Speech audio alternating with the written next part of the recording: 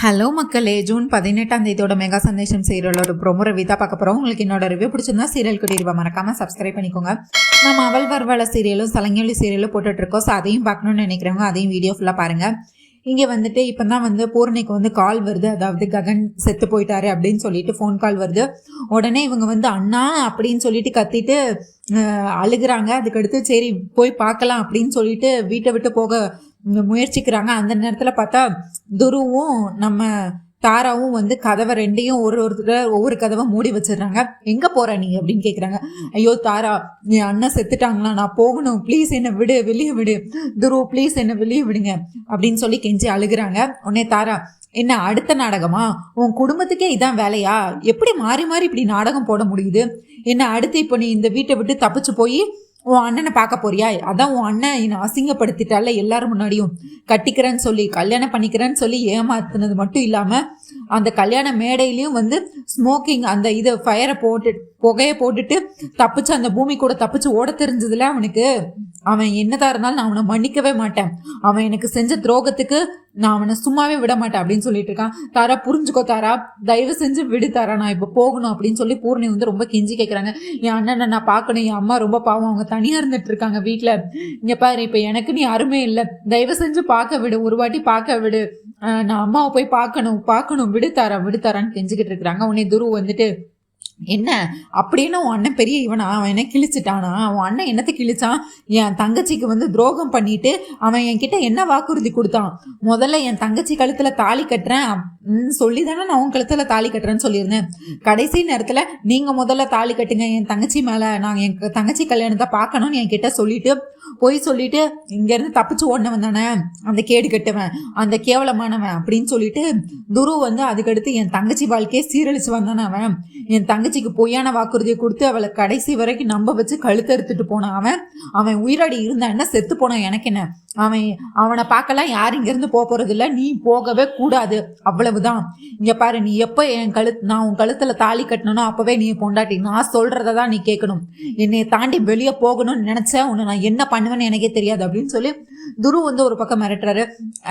ஐனா அடுத்து குடும்பமே சேர்ந்து நாடக குடும்பம் தானே, மாறி மாறி பொய் சொல்றதுக்கு என்ன உனக்கு என்ன கத்தா தரணும், இப்போ என்ன அப்படியே எப்படி நேச்சுரலா நடிக்கிற அப்படின்னு சொல்லிட்டு அடுத்து தாரா, சார் உண்மையாவே உன் அண்ணன் செத்து போயிருந்தா கூட இந்த அளவுக்கு உன் கண்ணுல இருந்து கண்ணீர் வந்திருக்காது, இந்த அளவுக்கு ஆக்டிங் வராது போல, அந்த அளவுக்கு எப்படிதான் நடிக்கிற, எங்கதான் நடிக்க கத்துக்கிட்டீங்க குடும்பமா, எப்படி மாறி மாறி ஒருத்தருக்கும் ஒருத்தர் சலிச்சவங்க இல்லாத மாதிரி அந்த அளவுக்கு நடிக்கிற, எப்படிதான் இப்படியெல்லாம் உங்களால நடிச்சு ஏமாத்த முடியுதோ, இன்னொரு குடும்பத்தை கெடுக்க முடியுதோ அப்படின்னு சொல்லிட்டு இருப்பேன்.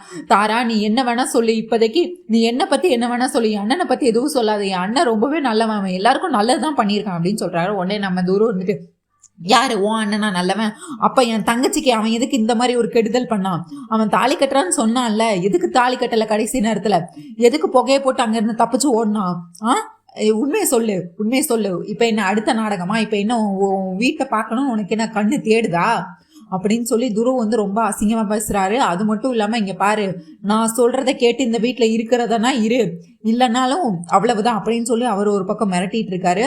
என்ன அப்படி என்ன வீட்டை விட்டு வெளியே போகணும்னா அப்படியே போயிரு, இனிமேல் இந்த ஜென்மத்துல நீ இந்த வீட்டுக்கு திரும்ப வந்துட முடியாது அப்படின்னு சொல்லிட்டு இருக்காரு. நீ என்ன அவ்வளவு தூரம் சொல்லிட்டு இருக்கா, இவ எங்கேயும் போறது கிடையாது, இவ இனிமேல் இந்த வீட்டில் தான் இவளுக்கு வாழ்வோ சாவோ எல்லாம் இந்த வீட்டில் தான் அப்படின்னு சொல்லிட்டு இருக்கேன். தாரா தயவு செஞ்சு நான் ஒரே ஒரு வாட்டி அண்ணனை பார்க்கணும் தாரா, விடு தாரா, தயவு செஞ்சு விடு தாரா, ப்ளீஸ் தாரா, நான் உனக்கு கெஞ்சி கேட்குறேன் தாரா அப்படின்னு சொல்லிட்டு ரொம்ப கெஞ்சி கேட்குறாங்க. உடனே பின்னாடி இந்த வேலைக்காரி, அம்மா அவங்க தான் இவ்வளோ தூரம் சொல்கிறாங்கல்லாம்மா, கண்டிப்பாக அது உண்மையாக இருக்கும் அப்படின்னு நீங்கள் ஒரு வாட்டி வேணா அனுப்புங்கம்மா, பாவம்மா ரொம்ப அழுகிறாங்கல்ல அப்படின்னு சொல்லி, ஏய் உங்ககிட்ட கேட்டேனா, உன் வேலை எது உண்டோ வீட்டை சுத்தம் பண்ணுறதுனா அதை மட்டும் பாரு, எனக்கெல்லாம் அட்வைஸ் பண்ணுற அளவுக்கு உனக்கு தகுதி கிடையாது, புரிஞ்சுதா அப்படின்னு சொல்லி வேலைக்காரையும் பிடிச்சி திட்டுறாங்க. என் கண் எதிர நிற்காது, முதல்ல உள்ள போடி நீ அப்படின்னு சொல்லி வேலைக்காரியவும் அந்த தாரா திட்டுறாங்க. அது மட்டும் இல்லாம அதுக்கடுத்து பூர்ணி கெஞ்சி பார்த்துட்டா, துருவு கிட்ட கெஞ்சி பார்த்துட்டா, ரெண்டு பேருக்கு விடுறதா இல்ல, துருவும் விட மாட்டேன்ட்டாரு, தாராவும் லாக் பண்ணிட்டு கதவை லாக் பண்ணிட்டு நீ எங்கேயும் போக முடியாது அப்படின்னு சொல்லிட்டாரு. உடனே நம்ம பூர்ணி கோவத்தை பொறுக்காம, நீங்களாம் மனுஷங்களாடா நீங்களா இல்ல பெரிய மிருகங்களா, ஏன்டா இப்படி பைத்திய மாதிரி நடந்துக்கிறீங்க, நான் எங்க அண்ணன் செத்துட்டான்னு சொல்லிக்கிட்டு இருக்கேன், கடைசி நேரத்துல கூட என்னை பார்க்க விட மாட்டேங்க, நீங்களாம் மனுஷ ஜென்மங்களா அப்படின்னு சொல்லி கேக்குறாங்க. ஐயோ என்னடி சொன்ன, மனுஷ ஜென்மங்களா, நாங்க மனுஷ ஜென்மங்க இல்ல. நான் சொல்றேன், இதுக்கு அடுத்து நீ இந்த வீட்டுல வாழ போற ஒவ்வொரு நாளும் நரகம்னா என்னன்னு நான் உனக்கு காட்ட வேண்டி. எங்களை பார்த்து என்ன மிருக கூட்டம், நான் சொல்றேன் உன மிருக கூட்டம், இந்த மிருக கூட்டம் எல்லாம் சேர்ந்து என்ன பண்ணு தெரியுமா அப்படின்னு சொல்லிட்டு சாட்டை எடுத்துட்டு வராங்க. போட்டு நம்ம பூரணையை போட்டு அடி அடின்னு அடிக்கிறாங்க. அதாவது விடுத்தாரா, வலிக்குது தாரா, விடுத்தாரா, அடிக்காத தாரா, அடிக்காத தாரான்னு நம்ம பூரணை வந்து கெஞ்சுறாங்க. ஆனாலும் தாரா வந்து விடுறது இல்லை. எங்களை பார்த்தாடி மிருக கூட்டம்னு சொன்ன நீ உன் குடும்பமா சேர்ந்து நடிப்பீங்க, என் வாழ்க்கையே சீரழிப்பீங்க. எல்லாத்தையும் பார்த்துட்டு நீ கேட்டோன்னா நான் உன்னை வெளியே விடணுமா? நான் என்ன என் மூஞ்சில் என்ன இழிச்ச வாங்கி எழுதி விட்டிருக்கா அப்படின்னு சொல்லிட்டு சாட்டையால போட்டு அடி அடின்னு அடிக்கிறாங்க. வேலைக்கார பொண்ணு பார்த்துட்டு, ஐயோ இந்த பொண்ணு இந்த குடும்பத்துல வந்து போய் இந்த குடும்பத்துல வந்து மாட்டிக்கிடுச்சே, இந்த பொண்ணை இனிமேல் யாருதான் காப்பாற்ற போறாங்களா அப்படின்னு நினைச்சாங்க. இதே ககன் உயிரோடு இருந்திருந்தா இந்நேரத்துக்கு இப்படி பூரணியை அடிக்க விட்டுருப்பாரா? அதாவது மற்ற தங்கச்சிக்கு ஒண்ணுனாலே துடிப்பாரு, இது சொந்த தங்கச்சிக்கு ஒண்ணுனா அப்ப எவ்வளவு துடிப்பாரு. இப்ப ககனமே வந்து கேட்க முடியாது. சாரதா பார்த்தா அங்க பித்து பிடிச்ச மாதிரி இருக்கிறாங்க. அவங்க வந்து ககனோட ட்ரெஸ் எல்லாத்தையும் மடிச்சு வச்சுட்டு இருக்கிறாங்க. தனக்குத்தானே அங்க ரூம்ல பேசிட்டு இருக்கிறாங்க வீட்டுல. அதாவது ககன், உனக்கு எப்பவுமே இப்படிதானே பிடிக்கும், உனக்கு எப்பவுமே வீடு சுத்தமா இருக்கணும்னு நீ சொல்லிக்கிட்டே இருப்பல்ல அப்படின்னு சொல்லிட்டு அவங்க ட்ரெஸ் எடுத்து மடிச்சு வைக்கிறது. அதுக்கடுத்து அவரோட அதாவது கோட் ஒன்று கீழே கிடக்கும், அதை எடுத்து இங்கே பாரு இப்படியே போட்டு வச்சிருக்கான். ககன் வந்தா என்னை திட்டுவான் ஆஃபீஸ் போயிட்டு வந்து, என்னம்மா இதை கூட இன்னும் எடுத்து வைக்கல, எனக்கு நீட்டாக இருந்தால் தானே பிடிக்கும்னு சொல்லிட்டே இருப்பல்லடா. நான் பின்னாடியே வந்து சுத்தம் பண்ணிட்டு இருக்க வேண்டியதா இருக்கு, இதுவே எனக்கு வேலையா இருக்கு அப்படின்னு சொல்லிட்டு இவங்க பாட்டு புலம்பிக்கிட்டே எடுத்து வச்சுக்கிட்டே இருப்பாங்க.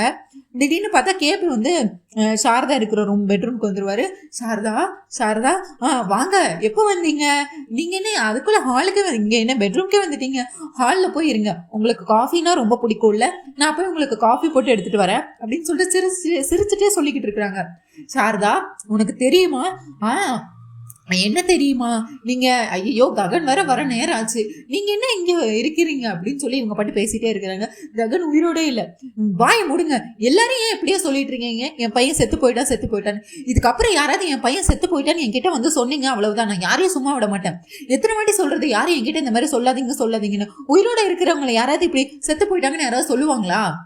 எதுக்காக இப்படி சொல்றீங்க? என் பையன் ஸ்கூலுக்கு போனாலே என்கிட்ட 2 வாட்டி பாய்மா நான் போயிட்டு வரேன், சின்ன பிள்ளையில இருக்கும் போதே ஸ்கூலுக்கு போனாலே என்கிட்ட 2 வாட்டி சொல்லிட்டு போவான், நான் போயிட்டு வரேன்மான்னு.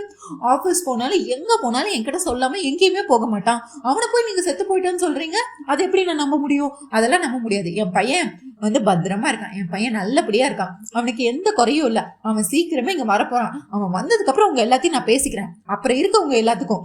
என் பையனை இதுக்கப்புறம் யாராவது என் பையன் செத்துட்டான்னு மட்டும் சொன்னீங்க, நான் யாரையும் சும்மா விட மாட்டேன், எனக்கு அவ்வளவுதான் கோவம் வந்துடும் பாத்துக்கோங்க அப்படின்னு சொல்லிட்டு இருக்காங்க. சாரதா உனக்கு என்னமா ஆச்சு அப்படின்னு சொல்லி அதுக்கடுத்து கேபி வந்து, சாரதா நீ வந்து ககன் செத்துட்டாமா, அதை ஒத்துக்கோமா அப்படின்னு சொல்லிட்டு இருக்கிறாங்க. இதுக்கப்புறமும் நீங்க இப்படி சொல்லிட்டு இருந்தீங்க அவ்வளவுதான். இங்க பாருங்க, ஒரு மனுஷர் வந்து செத்துட்டாங்கன்னு நம்புறாதானே செத்துட்டாங்க. என் மனசு ஒத்துக்கல, எனக்கு தெரியும் என் பையன் ககன் திரும்ப வருவான்னு. கண்டிப்பா உயிரோட தான் இருக்கான். உங்களுக்கு உங்க நம்பிக்கை பெருசுன்னா எனக்கு என்னோட நம்பிக்கை பெருசு.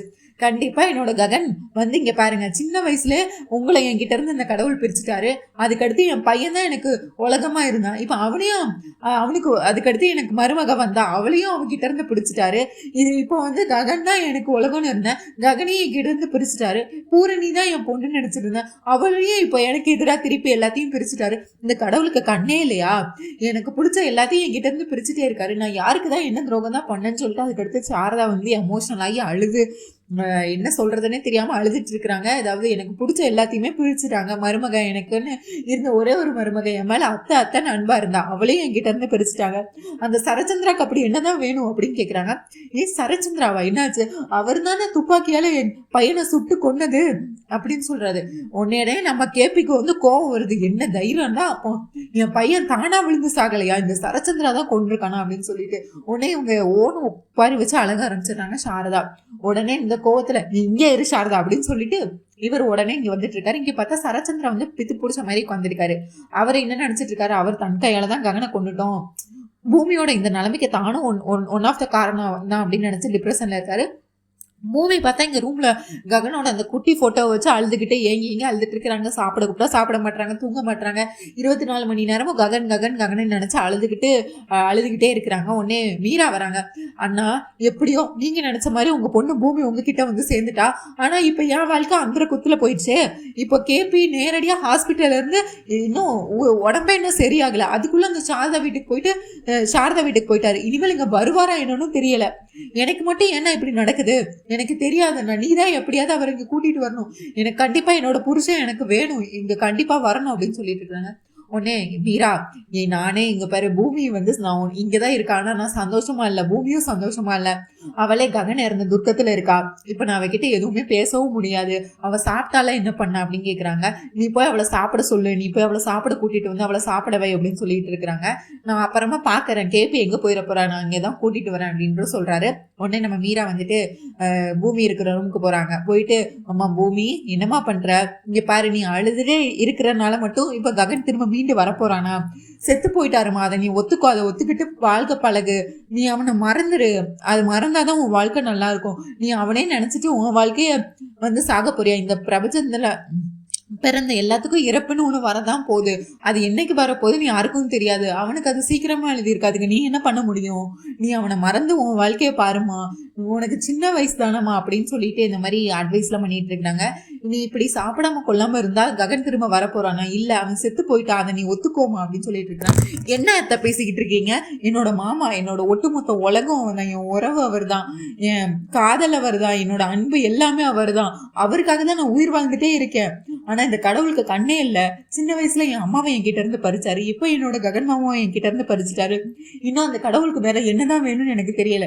என்னத்த நீங்க எவ்வளவு ஈஸியா சொல்லிட்டீங்க, ககன் மாமாவை மறந்துருன்னு. அவர் என் உயிரோட கலந்தவர், என் உடம்போட கலந்தவர். அவரை எப்படி நான் மறந்துட்டு வாழ முடியும்?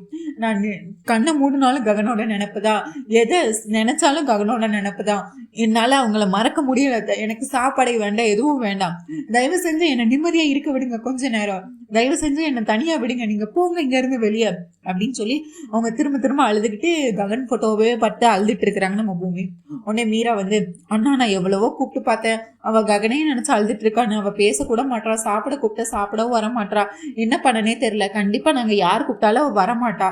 நீ ஏன் பூமி கிட்ட போய் பேசு, நீ கூப்பிட்டா மட்டும்தான் அவ வருவா, நீ கூப்பிட்டா, நீ சொன்னாதான் அவ சாப்பிடுவா, நீ சொன்னாதான் அவ கேட்பா அப்படின்னு சொல்லிட்டு இருக்கிறாங்க. இந்த நேரத்துல சரச்சந்திரா வந்து பூமியை பார்க்க போலான்னு போறாங்க. அந்த நேரத்துல கேபி வந்துட்டு, ஏ சரச்சந்திரா அப்படின்னு சொல்லிட்டு வராரு. உடனே ஏ சரச்சந்திரா அப்படின்னு திரும்பி கூப்பிட்டுட்டு, என்னங்க உங்களுக்கு என்ன ஆச்சு? என்னோட அண்ணனே பேர் சொல்லி கூப்பிடுறீங்க, அவ்வளவு தைரியம் ஆயிடுச்சு அவங்களுக்கு? என்ன யார்கிட்ட பேசணும் தெரிஞ்சுதான் பேசிட்டு இருக்கீங்களா? மரியாதை கொடுங்க கொஞ்சமாச்சு. என்ன மரியாதை இல்லாம இப்படி பேர் சொல்லி கூப்பிட்டுக்கிட்டு இருக்கீங்க? ஏய் வாயை மூடு அப்படின்னு சொல்லி மீராவை பத்தி அதட்டு. உனக்கு என்ன தைரியம் தான் சொல்லிட்டு சரச்சந்திரா சட்டையை பிடிச்சி கேபி வந்து சண்டை போட ஆரம்பிக்கிறாரு. உனக்கு எவ்வளவு தைரியம் இருந்தா என் பையனை வந்து நீ கொன்றுப்ப? என் பையன் அப்படி உனக்கு என்ன துரோகம் பண்ணிட்டான்? உன் பொண்ணை காதலிச்சு கல்யாணம் பண்ணாங்கிற ஒரே காரணத்துக்காக என் பையனை கொள்வியா? சின்ன வயசுல இருந்து நீ அவனை எதிரியாவே தானே பார்த்துட்டு இருந்த. சின்ன வயசுல இருந்து அவனுக்கு நீ அவனுக்கு குடைச்சல் கொடுத்துக்கிட்டே தான் இருந்த. ஆனா இப்ப நீ கொல்ற அளவுக்கு போயிட்டல்ல. அவன் உனக்கு அப்படி என்ன துரோகம் பண்ணிட்டான்? நான் இந்த வீட்டுல வாழ்றதுக்கு காரணமே சாரதாவும் என்னோட பையன் ககனும் தான். அவங்க அங்க நல்லா இருக்கணுங்கிறதுக்காக தான் நான் இந்த வீட்டுல வந்து இருக்கேன். ஆனா நீ எனக்கு என்னோட உயிரும் என்னோட சதையும் என்னோட ரத்தமும் இருந்த ககனை நீ கொன்னதை நான் மன்னிக்கவே மாட்டேன் சரச்சந்திரா. உன்னை நான் இன்னைக்கு உன்னை கொன்னா கூட என் ஆத்திரம் போகாது அப்படின்னு சொல்லி சரச்சந்திரா சட்டையை பிடிச்சி நம்ம கேபி வந்து சண்டை போட்டுட்டு இருக்காரு. ஆனா சரச்சந்திராவோ, கேபி நான் என்ன நடந்துச்சுன்னு தெரியாம பேசாத, நான் கொல்லல, எனக்கும் கஷ்டமா தான் இருக்கு, ககன் இறந்தது, அதுக்கு நான் என்ன பண்ண முடியும்? கேபி நீ ஏதோ தப்பா புரிஞ்சிட்டு இருக்க, நீ விடு கேபி, என்ன விடு. இதுக்கு மேல நீ இதுக்கு மேல நான் உன்னை உயிரோட விட மாட்டேன். இன்னைக்கு உன்னை சாகடிச்சாதான் என்னோட பையனோட ஆத்மா சாந்தி அடையும். அவனை இந்த சின்ன வயசுல கொண்டுட்டல. நீங்களாம் மனுஷங்களாடா, நீங்களாம் யாரா? எதுக்குடா உன் சொந்த பொண்ணு வாழ்க்கையை இப்படி கெடுத்துட்டு நிக்கிற? அப்படி என்னடா உனக்கு கோவம்? அப்படி என்னடா உனக்கு என் பையன் மேல வெறுப்பு? அவனை சுட்டு கொல்ற அளவுக்கு உனக்கு இன்னும் அவ்வளவு பெரிய கோவம் என் பையன் மேல அப்படின்னு சொல்லி சட்டையை பிடிச்சி சண்டை போட்டுட்டு இருக்கிறாரு. இந்த நேரத்துல இவங்க 2 பேரும் சண்டை போடுற நேரத்துல பார்த்தா செரி வந்துடுறாரு. செரி வந்துட்டு, என்னது அண்ணன் சாவுக்கு சரச்சந்திர மாமா காரணமா? அப்பா என்ன சொல்லிட்டு இருக்காரு? ஐயோ அப்பா விடுங்கப்பான்னு சொல்லி செரி ஒரு பக்கம் பண்ணிட்டு இருக்காங்க. என்னடா இது ஏதோ சத்தம் கேக்குது அப்படின்னு சொல்லிட்டு பூமி வந்து போட்டோவை வச்சுட்டு வராங்க. கேபியும் சரச்சந்திரவும் சட்டையை பிடிச்சி சண்டை போட்டுட்டு இருக்காங்க. உடனே, மாமா எனக்கு தெரியும், உங்களோட இழப்பு எனக்கு புரியுது, நீங்க இப்ப எவ்வளவு கஷ்டத்தை அனுபவிக்கிறீங்கன்னு எல்லாமே தெரியுது. ஆனா நீங்க அதுக்காக நீங்க அப்பாவை கொன்னா உங்களோட ஆத்திரம் குறையுமா? அப்பாவுக்கு இதுக்கு எந்த சம்மந்தம் இல்லை. அப்பா எதுவும் பண்ணல மாமா, நீங்க ஏதோ தப்பா புரிஞ்சுக்கிட்டு இருக்கிறீங்க, அப்பாவை விடுங்க அப்படின்னு சொல்லிட்டு இருக்கிறாங்க. என்ன பூமி, உங்க அப்பா மேல இப்ப நீ உங்க அப்பாவுக்கு வக்காலத்து வாங்கிட்டு இருக்கிய அப்படின்னு. இல்ல மாமா, அப்பா கொல்லலையே மாமா, நீங்க தப்பான இந்த முடிவை எடுத்துடக்கூடாதுன்னு தான் நான் இவ்வளவு பண்ணிட்டு இருக்கேன் மாமா, தயவு செஞ்சு புரிஞ்சுக்கோங்க அப்படின்னு சொல்லி பூமி ஒரு பக்கம் இது பண்ணிட்டு இருக்காங்க. இல்ல இல்ல இல்ல பூமி, உனக்கு உண்மை தெரியாது. ஐயோ மாமா, ககன் மாமா இறந்தது உண்மைதான். என் அப்பாவுக்கு ககன் மாமா மேல இருக்கிற கோபம் உண்மைதான். ஆனா அதை கொல்ற அளவுக்கு எல்லாம் போக மாட்டாரு. அவர் மேல வெறுப்பு இருக்கு, எல்லாமே உண்மைதான். ஆனா என் அப்பா ககன் மாமாவை கொண்டிருப்பேன்னு சொன்னா யாருமே நம்ப மாட்டாங்க. என் அப்பா அவ்வளவு பெரிய கெட்டவெல்லாம் இல்ல. அவருக்கு வெறுப்பு இருக்கு, ககன் மாமா மேல கோபம் இருக்கு. சின்ன வயசுல இருந்து அவரை பிடிக்காது, எல்லாமே வாஸ்தவமான பேச்சுதான். ஆனா அவர் கண்டிப்பா கொல்ற அளவுக்கு ராட்சசம் இல்ல, தயவு செஞ்சு புரிஞ்சுக்கோங்க மாமா அப்படின்னு சொல்லி இப்படிலாம் பேசிட்டு இருக்காங்க. உங்ககிட்ட எல்லாம் பேசினா வேலைக்கு ஆகுதுன்னு சொல்லிட்டு இப்படி கேப்பி குடுக்குடுன்னு மாடிக்கு ஓடுறாரு, துப்பாக்கி எடுத்துட்டு வர்றாரு. உடனே மாமா மாமா, ஆல்ரெடி என்னோட உயிரும் சதையும் காதலுமா அன்புமா இருந்த என்னோட ஒரு மாமாவை என்னோட மாமாவை இழந்துட்டேன், ககன் மாமாவை. இன்னும் எனக்கு இருக்கிற ஒரே ஒரு ஆறுதலா இருக்கிறது என் அப்பா மட்டும்தான். இப்ப என் அப்பாவையும் என் கண்ணு முன்னாடியே நீங்க கொண்டுட்டீங்கன்னா நான் நடப்பினமாயிருவேன், எனக்கு நீ அருமை இருக்க மாட்டாங்க மாமா, தயவு செஞ்சு புரிஞ்சுக்கோங்க மாமா, அப்பா எந்த தப்பு பண்ணல, நீங்க விடுங்க மாமா அப்படின்னு சொல்லி கெஞ்சிக்கிட்டு இருக்காங்க. உடனே துப்பாக்கி எடுத்து சுட வராரு. அந்த நேரத்துல பார்த்தா நம்ம அபூர்வா என்ட்ரி கொடுத்து துப்பாக்கிய மேல சுட வச்சிடுறாங்க. கடைசியில கேபி, உனக்கு எவ்வளவு தைரியம் இருந்தா இந்த வீட்டுல ஒரு வேலைக்காரன மாதிரி இருந்த நீனு, இப்ப நீ எவ்வளவு தைரியம் இருந்தா பதுங்கி பதுங்கி இருந்த நீ, இப்போ நீ எவ்வளவு தைரியம் இருந்தா என் மாமாவே சுடுற அளவுக்கு வருவ? ராட்சசி, முதல்ல உன்னதாண்டி சாகடிக்கணும். என்ன கேபி, வாயில ரொம்ப நீளுது. இந்த வீட்டுல யாரு துரோகம் பண்ணிட்டு இருக்கா, யாரு நல்லவங்க, யாரு கெட்டவங்க, யாரு மோசமானவங்க, யாரு கேடு கெட்டவங்க எல்லாம் எல்லாத்துக்கும் தெரியும். உன்னை பத்தி எல்லாருக்கும் தெரியும், நீ எவ்வளவு பெரிய மொல்ல மாதிரின்னு. நீ எல்லாம் என்ன பத்தி பேசுறியா அப்படின்னு சொல்லி இது பண்ணிட்டு இருக்கிறாங்க. இதுதான் மக்களை இன்னைக்கான ரிவ்யூ. நம்ம அவள் வருவாள சீரியலும் சலங்கை சீரியலும் போட்டுட்டு இருக்கோம். ஸோ அதையும் பார்க்கணும்னு நினைக்கிறவங்க அதையும் பாருங்க. உங்க தாட்ஸ் என்னன்னு கண்டிப்பா கமெண்ட்ஸ்ல சொல்லுங்க. நான் இந்த வீடியோவை லைக் பண்ணுங்க, ஷேர் பண்ணுங்க, அண்ட் அப்படியே அந்த ஹை பட்டனையும் தட்டி விடுங்க. மறக்காம சப்ஸ்கிரைப் பண்ணுங்க. தேங்க்யூ மக்களே, நன்றி. நாளை சந்திக்கிறேன். பாய்.